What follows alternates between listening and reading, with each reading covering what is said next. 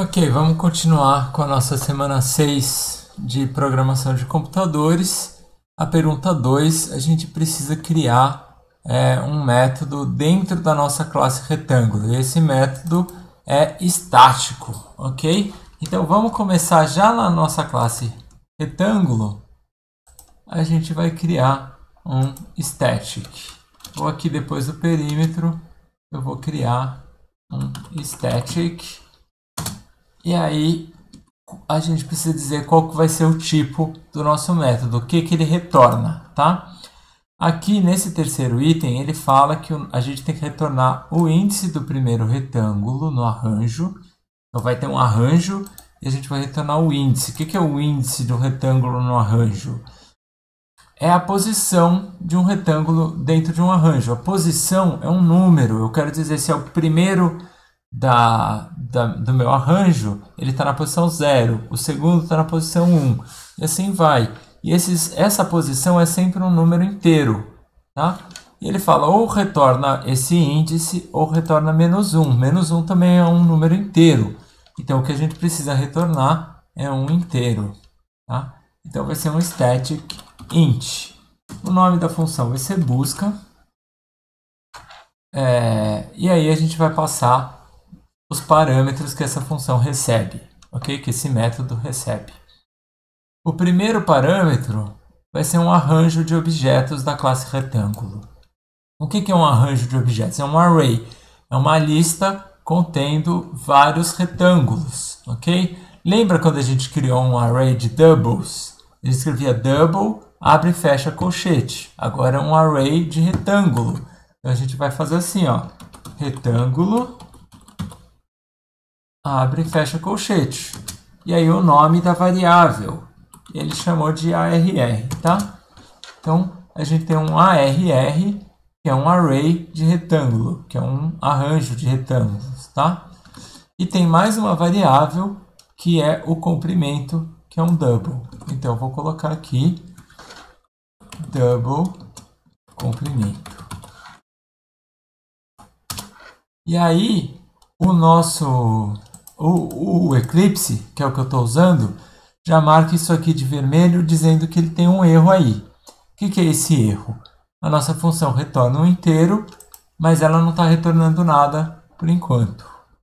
Então eu vou colocar um return menos 1, por padrão. Porque ele está dizendo que se a gente não achar ninguém, a gente vai retornar menos 1. Então eu vou deixar o return menos 1 aqui. Agora ele está marcando menos 1 de vermelhinho, porque eu não dei um ponto e vírgula aqui. Mas a gente vai procurar alguma coisa antes de retornar menos 1. E se a gente achar, a gente vai retornar o que a gente achou, ok? E a gente quer olhar todos os retângulos que estão dentro do arranjo. Então vamos olhar lá de novo. A gente tem que retornar o índice do primeiro retângulo no arranjo contendo pelo menos aquele comprimento. Então eu vou olhar todos os arranjos que estão todos os retângulos que estão dentro daquele arranjo, e se eu encontrar um que tenha o comprimento maior do que o comprimento dado, maior ou igual, então eu já encontrei e eu vou retornar a posição dele, ok?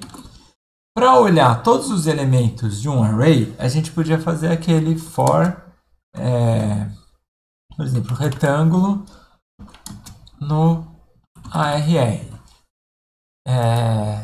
Lógico, tem que fazer assim, retângulo hat no ARR. Então isso aqui cria uma variável chamada hat, que vai valer cada um dos retângulos no array. Só que eu não tenho a posição desse retângulo no array. Então esse for, essa estrutura de for, não serve para a gente agora. A gente quer olhar a posição e não cada elemento do array. E para olhar a posição, a gente vai usar um inteiro, que começa em 0 e ele vai valer cada posição do meu array. Começa na primeira e termina na última. E a última é justamente o tamanho do array. Então, arr.length. Tá? Para ser bem honesto, essa aqui não é a última, né? a última posição é o array.length, né? Opa, escrevi errado. Aqui, length. O array.length é o seguinte, vamos supor que eu tenha 5 retângulos, né? Então, o array, no meu array. Então, o array.length é 5, tá? Mas como eu começo contando do zero, tem um retângulo na posição ARR0, na 1, na 2, na 3 e na 4. Tá? Não tem na posição 5, então por isso que o i vai ser menor do que esse cara aqui. Ele nunca vai ser igual a esse cara daqui. E aí a gente vai somar 1 no nosso i sempre. Tá? E quem que eu quero olhar? Eu quero olhar o retângulo que está na posição i do array. Eu quero olhar para o comprimento desse retângulo. Então, ponto comprimento. Isso aqui me dá o comprimento desse retângulo específico. Tá? E aí, agora que eu tenho esse comprimento, eu quero saber se ele é maior ou igual ao comprimento dado. Tá? Como eu quero saber se ele é maior ou igual, eu vou perguntar se ele é maior ou igual. Então, eu vou usar um if. Ok? O if pede para a gente... vai perguntar se isso aqui é verdade. Tá? Então, se isso for verdade, eu preciso dizer que eu achei o retângulo na posição i. Então, eu vou dar um return i. Ok? Se for mentira, eu vou somar 1 no i e olhar o próximo retângulo. E vou olhar todos os retângulos. Se eu não achar nenhum, eu vou sair do for sem ter retornado nada. E aí eu vou retornar menos 1. Mas se eu achei 1, eu vou retornar essa posição. E na hora que a gente retorna, a gente sai do método. Então ele encerra esse método daqui sem nunca ter chegado nesse return menos 1. Ok? O return ele encerra o método. Então esse aqui é o nosso método. Vamos olhar como que ele propõe. Bom, esse primeiro está errado porque não está dizendo que é static, né? Ele falava que ele queria que o método fosse estático. O segundo aqui tem o static, mas ele tá, caso ele não encontre ninguém, ele está retornando 1. E a gente tinha que retornar menos 1. Então esse meu terceiro aqui está certo. Ele começa no igual a 0, é inteiro. Isso aqui é static. Ele termina no arr.length. Ele vai somando 1. Ele vai verificar se o comprimento é maior ou igual ao comprimento dado. Se for, ele retorna i. Se não, retorna menos 1. Ok? Este outro aqui está errado. Por quê? Vamos verificar. Ele não recebe o array de retângulo. Tá? Ele só está recebendo o comprimento. E esse último aqui está errado porque ele está olhando se o retângulo tem um comprimento menor ou igual ao comprimento dado. É o contrário, a gente quer o primeiro que tem o comprimento maior ou igual ao comprimento dado. Então, isso aí responde a pergunta 2. Espero que vocês tenham entendido. A gente pode até testar aqui. A gente criou 2 retângulos. Vamos procurar o primeiro que tenha o comprimento. Então, eu vou imprimir aqui a busca, tá? Vou substituir esse aqui, vou dar um comentário aqui e vou fazer na linha de baixo. System.out.print ln e eu vou botar aqui uma busca dentro da minha classe retângulo. Então, eu vou fazer assim, ó, retângulo.busca. Por que aqui eu não escrevi r1.busca? Eu escrevi retângulo.busca. Porque busca é static. E aí eu preciso passar um array de retângulo, que eu não criei, e o comprimento, tá? Eu vou criar um array aqui. Retângulo. Tananã,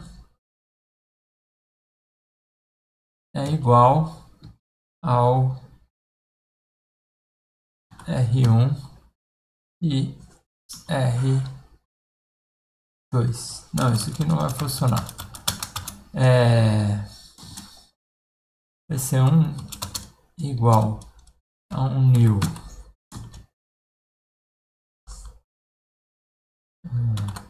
retângulo. 1, 2. Então, estou passando um array de 2 posições.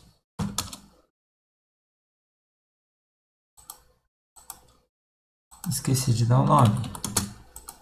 Então, ARR, agora ele tem 2 posições. Eu vou fazer que o ARR0 vai ser igual ao R1. Esqueci de dar ponto e vírgula.